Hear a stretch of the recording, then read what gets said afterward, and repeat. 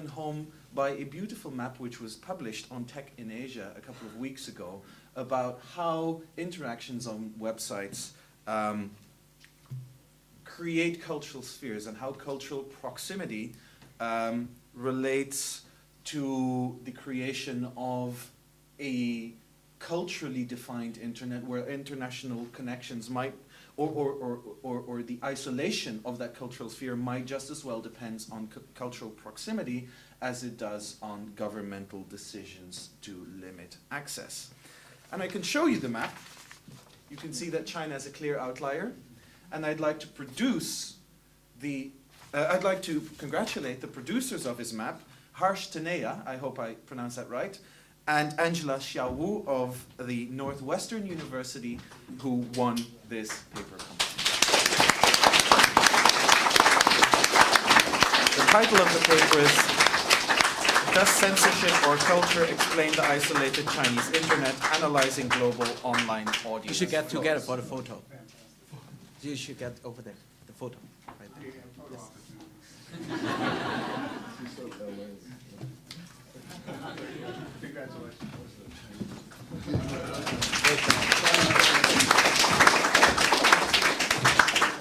So if you are graduate students and who have participated in this competition and you didn't get anything, don't be disappointed. It's the tradition here that a lot of graduate students will continue over their career, and usually we got better and better papers, and so we are always excited about that. So on that note, let me turn it over to Randy Cooper to announce the location for next year. Okay, so as has been said several times before, the CIRC is a network. It's an ongoing conversation, and it is a community. All of those things are true. And the selection process by where the host is chosen is in fact not a closed deal. It's not subject to hongbaos or to bribes and kickbacks. It's very much something that we encourage you and your institution to think about. We are very pleased that next year's CIRC will be hosted by Polytechnic University of Hong Kong. And to say just a few words about the theme, I'd like to invite David to come up and make just a couple of comments about that. If we can get to your, you have a slide, right? Yes, I do.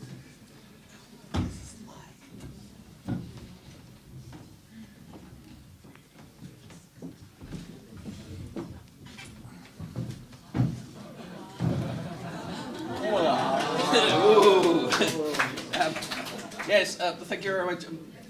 When Jack told me yesterday evening that we would be allowed to host CIRC next year, I went into sort of absolute excitement and complete panic. Okay?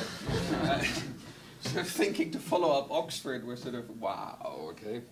So, but yeah, then I sort of started thinking, okay, we can't offer you tradition and sort of all these nice colleges or a Harry Potter hall to have your dinner in.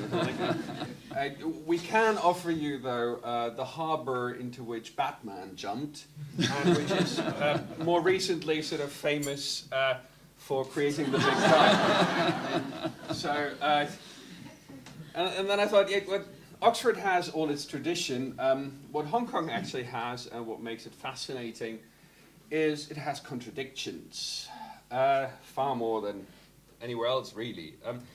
Hong Kong is a place where people are essentially treated like hamsters and sort of put together because there's no space anywhere to live, because we want lots of space to actually walk around and have nature reserves where you can go for hours and days without seeing anybody.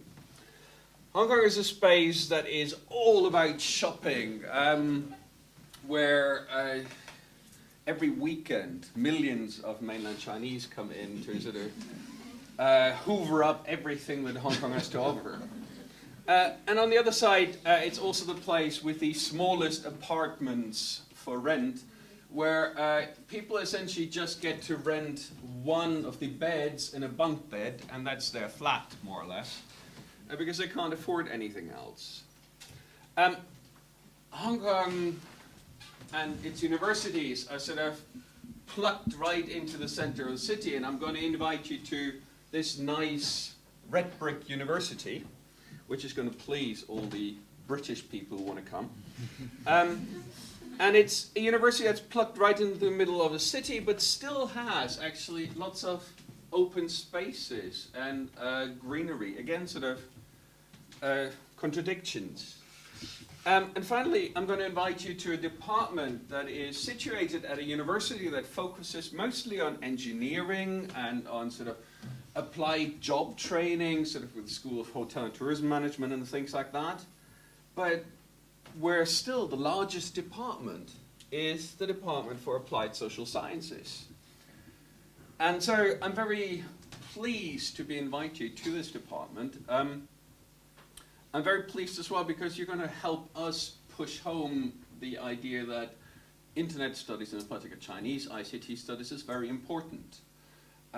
For us, this is an important step because just a month ago, our department decided to declare Chinese internet studies, or Chinese ICT studies, one of the strategic foci for research in our department. So you're actually going to help us drive home the point that that was the right decision. So thank you very much.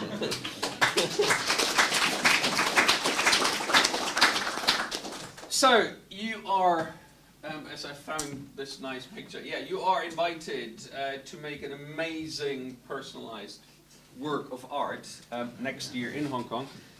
We invite you in, and we've had some thoughts on this. I mean, you've already heard my thoughts this morning. I won't go into all the details anymore. We would really love to see Chinese internet research go a bit beyond many of the things that we've been talking about, beyond Chinese specificity, beyond just looking at censorship or the dichotomy between netizens and the state.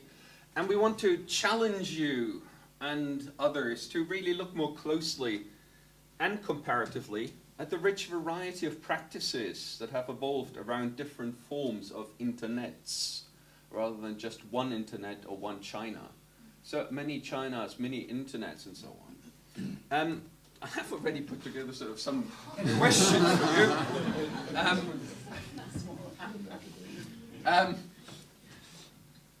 These are just to drive home the idea that yes, we need to look beyond what we're doing. So I encourage you to look way more still at mobile devices. I've already heard one great presentation today about the use of mobile phones and how this impacts things and stuff. And there's lots of things out there and lots of people are using these.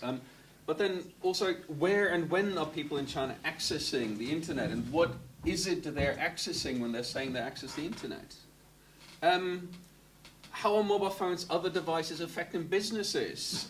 We've heard from 1 or 2 studies already, but there's several other people who are involved in this. So essentially there's lots of other things, and don't worry, you will see these questions again when we send out a call for papers. Okay? So in general, see you next year and bring some friends, okay? And welcome to Hong Kong.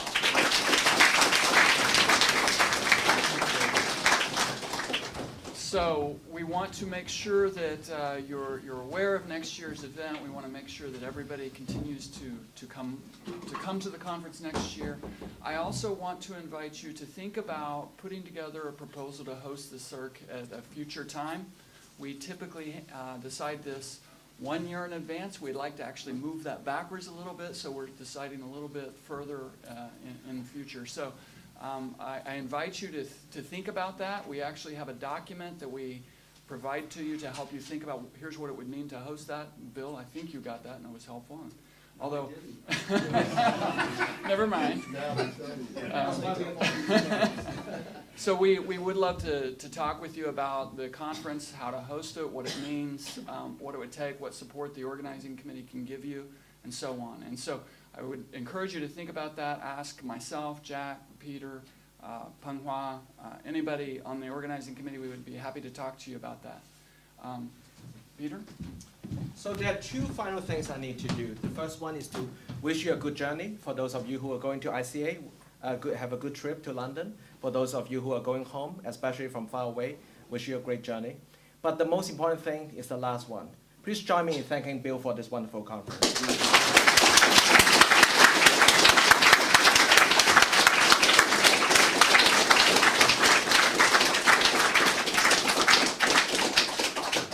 want to say something? Well, I'm just one of a large organizing committee, and so I don't want to exaggerate my role, but I think thanks to all of you for a really great 2 days. Exhausted, I hope you are too. But ready to go tomorrow, I think. Okay. Very good. Well, thank you so much. Thank you all.